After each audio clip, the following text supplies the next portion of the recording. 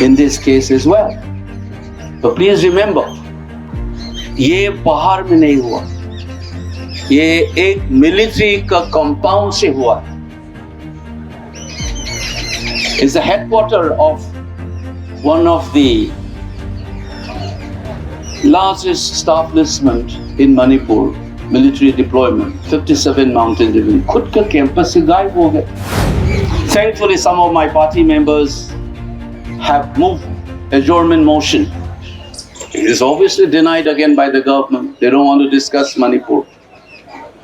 I am hoping that before the end of this session, just as we protest against the Adani every day, I am just desperately hoping that one day my party and other rest of the MPs will do a protest in front of the Parliament on Manipur issue.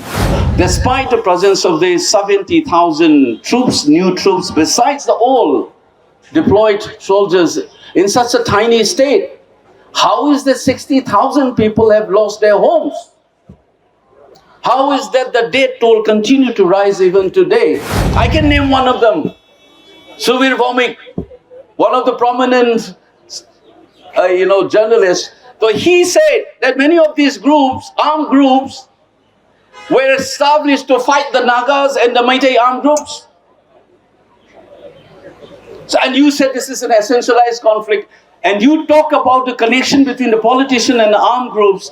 How many of these cookie MLAs have connection? Husband, wife is a member of the assembly, husband is the chairman of the armed group.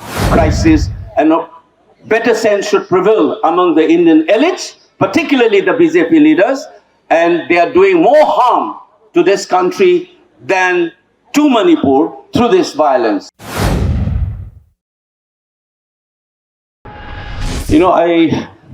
Especially for people from my state, it is okay. But this meeting is essentially for people in this country. We have been shouting, we have been giving memorandum and meeting the representative of the union government, like the governor. And I, as a representative from my home state, I've been speaking to media and public meetings and so on. But I must share with you, my fellow citizens from the rest of the country outside the so-called India's Northeast. And I must tell you something today, that I consistently use a possessive pronoun expression. I don't say Northeast India. I always say India's Northeast. Northeast is like a property possessed by the post-colonial Indian state. And I'm waiting for a day where I would have a comfort in using the word Northeast India rather than India's Northeast. But what has happened, or rather happening since the last 17 or 19 months, constantly made me feel and ask this question, which I've been asking as a student in 1980s when I came out of my home state. As a graduate student in Pune, I was asking this question in the 80s. What is the place of Manipur or India's Northeast in the scheme of things in this great country? I'm pretty aware of the impact of pan-Indian nationalism in my state right from the beginning of the 20th century. The poetry that I have read, which was written in the early part of the 20th century, to people even celebrating Manipur's merger with the Indian Union. All those people who fought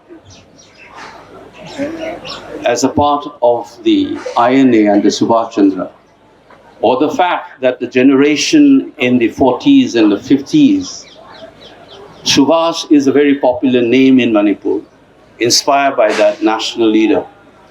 Jawahar is also a very popular name among many of them. Despite that kind of an affiliation, the Northeast has always been looked upon with suspicion and constantly questioning. I have said this as academic, speaking in many platforms in this country, and including the capital city, both in seminars and public meeting, that this suspicion is so endemic in this country. And I have said, some people say, you know, Manipur's issue has not been taken care of. This is not the first instance. There have been instances before.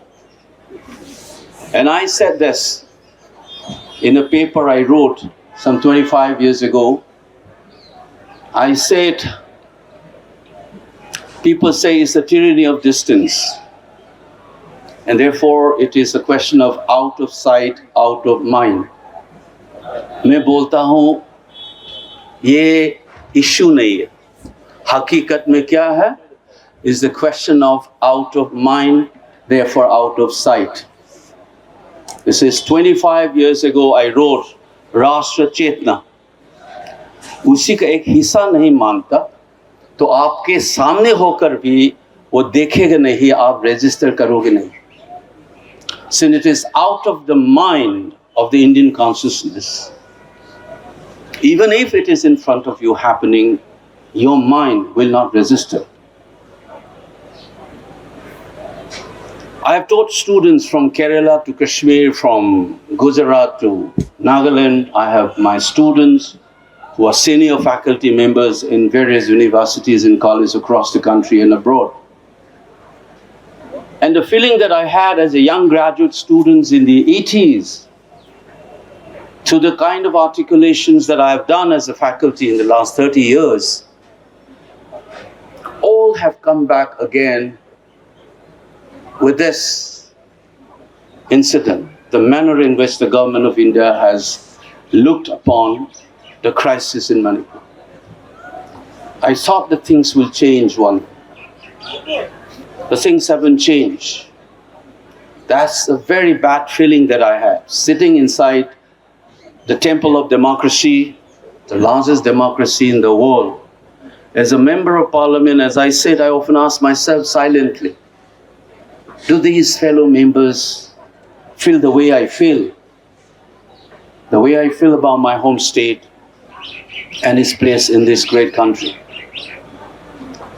Like scores of students, right from my time, for that matter even in my father's time, when he came out for studies in the late 50s and early 60s, in the so-called mainstream. The kind of experiences they have gone through, which was registered in a memoir of a well-known singer, a very, very popular figure in Manipur, Pahari. Nongaitem Pahari, who is also called the Melody King of Manipur, who happened to be again the founding member of the first liberation organization in 1964 because of what he had gone through outside Manipur. The kind of humiliation, kind of invisibility that Manipur was in the 50s and 60s. It's not surprising that I know I saw the same thing, the same experience in the 80s as a student. I've told many of my students these stories. And now that I'm also a member of this parliament, and the manner in which the issue of Manipur has been looked upon often made me feel that this country hasn't changed much. So I will continue to use this expression called India's Northeast rather than Northeast India. This government, which is supposed to be driven by a nationalism, it is the kind of nationalism that I was trying to remind them in my maiden speech in Parliament. The manner in this nationalist ethos have looked upon Manipur is absolutely unacceptable. देश के बारे में कुछ बोलता है, बोलते कुछ और करते कुछ. That's the feeling. If you are a nationalist, you will not behave the way you have behaved vis-a-vis with the crisis in Manipur. Take this. The 70,000 people almost have lost their homes. Villages in hundreds have been wiped out. Hundreds have been killed, women and children assaulted. And in the recent time, what you have seen, that the crisis has taken a very dangerous and ugly turn with hostage-taking instances. People have been taken hostage, like what happened in Gaza and so on. And those hostages were slaughtered after their pictures were put up on social media. And that cold-blooded killing after taking people into hostage include even young infants, 8 months old. And right now, as I speak, there is one man called Laisham Kamal Babu, who is a worker of a construction company working inside, supposed to be the most secure space in Manipur, the headquarters of the 57 Mountain Division, or also called the Red Shield Division of the Indian Army. He disappeared without any trace with his two-wheelers. And I've written this on my Twitter, appealing to Rajnathji and others. And no word came. A man disappeared from within the army's cantonment. Generals don't bother. The defense minister don't bother. And we are entering around the 12 days now. And people begin to expect the worst in this case as well. So please remember, ये बाहर में नहीं हुआ, ये एक military का compound से हुआ है. It's the headquarters of one of the largest establishment in Manipur, military deployment, 57 Mountain Division. खुद का कैंपस से गायब हो गए, अभी तक ट्रेस नहीं कर पाए. फिर भी डिफेंस मिनिस्टर कुछ बोलते नहीं, आर्मी चीफ को कुछ बोलना नहीं. 3 corps under which the 757 Mountain Division operates don't speak. So then the Manipuris and generally people from the northeast, India's northeast, become something like children of the lesser God. That's the kind of a situation, and I'm sharing this. As a member of parliament of the largest democracy in the world, I keep on thinking this inside the house as I attend the session. What should I do? Every day, of course, there are rules and regulations, so I keep on sending for 0 hours and so on. It's done through a lottery system. Thankfully, some of my party members have moved adjournment motion. It is obviously denied again by the government. They don't want to discuss Manipur. I am hoping that before the end of this session, just as we protest against the Adani every day, I am just desperately hoping that one day my party and other rest of the MPs will do a protest in front of the parliament on Manipur issue, even if they refuse to discuss it on the floor of the house. I'm desperately hoping, and Sashiji is here, my colleague. I'm sure that we will put in this word as well as Bimol. My party members have come here, our MPs. This is little that we can do for this government who doesn't seem to hear anything. Before I wind up, let me put things on straight. Today's protest, one must think very clearly. Our society has been divided, and this BJP is used to doing these policies. They thrive on polarization in society. They always do that. And the Manipur society is deeply polarized, is something that we must understand is a byproduct of politics. Second part, please remember that a great country like India, I've spoken before I fought election in this spot as a part of the civil society groups, 2023, May, June. This is a very familiar space for me. In fact, the entire Jantar Mantar since my student days This is where we used to do protests, or the Parliament Street. Like most Manipuri students who are a little active, I was also detained in this Parliament police quite often during those days. And this spot, I have reminded this, and I'm reminding as an MP again.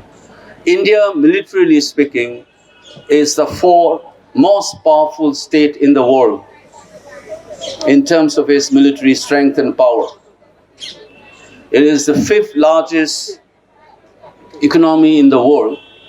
Manipur population is barely 3 million. Expected to be around 33 right now, 33, 34 lakhs. As much as the population of New Delhi's district. In such a small, you have 2 divisions of army and 60,000 people, security personnel were sent in the very next day after the violence erupted on 3rd of May 2023. On the 4th and the 5th of the same month, more than 60,000 people, security personnel were sent in. And recently they have done it again. And there are notorious laws like Armed Forces Special Power Act, which give extraordinary power to the security personnel. Despite the presence of the 70,000 troops, new troops, besides the all deployed soldiers in such a tiny state, how is that 60,000 people have lost their homes? How is that the death toll continue to rise even today? We need to ask this. Instead, the Prime Ministers and his puppet regime in Manipur continue to say that, the peace is returning in the state, violence has gone down. These are part of his speeches on the floor of the House. If the the violence has gone down, how come the death toll continue to rise even today? When he first says that peace has returned, according to my own assessment that I have done with my team, when he said that the first time, there were 30,000 roughly who were homeless. And today is 60,000 plus. And death toll was below 100. Now it becomes 258. This doesn't count, it doesn't include those persons who are missing. Missing person में security का garrison से भी है. That's what I said. So who's going to be secure if you're not secure even within the campus of the largest military headquarters in Manipur? How safe are we? Now who's supposed to answer these questions? I said that is why on this platform I said don't blame a particular community. Blame their elites and politics. And most importantly, let's understand the meaning of government. Why do we have government? It is the responsibility of the government. Look at the Indian Constitution, Article 12. All your fundamental rights, that chapter begins with Article 12, trying to remind you what is state. And all the fundamental rights enshrined in the Constitution is an obligation on the state to protect and preserve and ensure those rights. इसीलिए उस fundamental rights का chapter का पहला article 12 में state का meaning को define किया गया उसमें. And now that state has completely absorbed of its responsibility. Not only that, it hurts me because as a student of social science, people say what was tribalism in Africa, communalism was in India. They essentialize the conflict between Hindus and Muslims, just as the conflict in Africa. As if those conflicts are a natural, essentialized part of those societies. Strange as it may seem, Indian scholars, one of the leading scholars of the post-colonial theory, they have been questioning such things, and they have reminded us that communalism in India is part of the process of the colonial state itself. There's nothing essential about that. और फिर बोलता है हमारा Prime Minister, as if this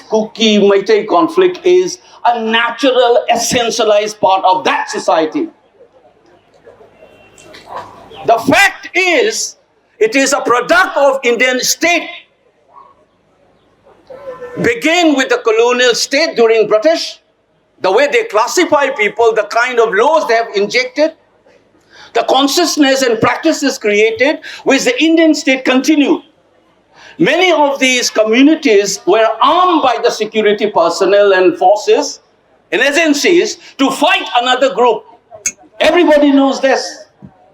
If you read any expert on Northeast who wrote books, I can name one of them, Suvir Vomik, one of the prominent journalists. So he said that many of these groups, armed groups, were established to fight the Nagas and the Meitei armed groups. So, and you said this is an essentialized conflict, and you talk about the connection between the politician and the armed groups. How many of these cookie MLAs have connection? Husband, wife is a member of the assembly, husband is the chairman of the armed group. And how come that people were allowed to roam around with arms if it is not an implicit encouragement by the Indian state, whether it was in Imphal or outside? Now you need to ask these questions. So the problem in Manipur is not merely of a community crisis. The Indian state under the Modi Saha duo is implicated in this violence, and that's why they are not stopping it. That we must continue said.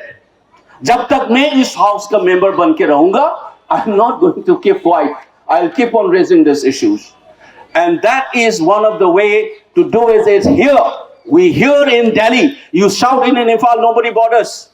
So the fact is that you must be here and speaking, and that's why we organize this. And even if a few members comes here, thank you for your support, and thank all my party members and colleagues from the parliament who have came in such a short notice. I have only informed them yesterday about this, and I'm very thankful to Shashiji also for coming in. And I'm also expecting one of my old friend Yogendra Yadav. He is also on the way, and hopefully he will join us and also reflect on our situation. We need support. Please remember, it's not a Manipur's problem. This is an Indian state problem. When the constitutional system collapses, this speaks on this country. Please do not forget that.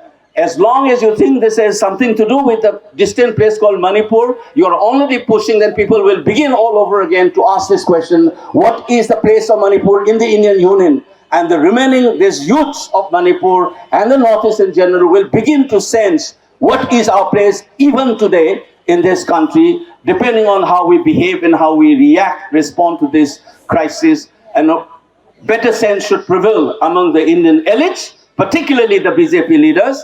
And they are doing more harm to this country than to Manipur through this violence. Thank you.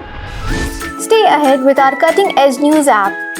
Instantly access the latest shorts in just 1 minute and breaking news in just 50 words.